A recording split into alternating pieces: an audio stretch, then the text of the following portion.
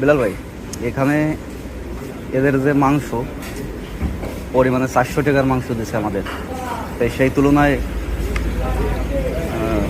একটু মাংসর পরিমাণ একটু কম, কিন্তু ওরা মাংসটা ছোটো করেই কাটছে, যার কারণে মশলাটা ভালোভাবে ভিতরে করছে ভালো, তাই না?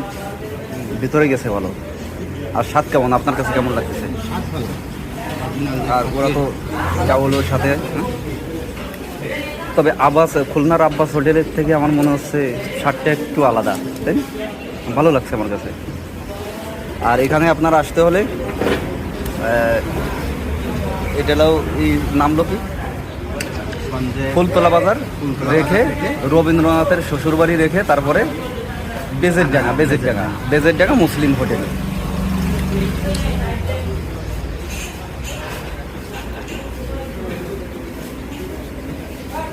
যাকেরা মাংসর পরিমাণ একটু কম দিলেও স্বাদ ঠিক আছে।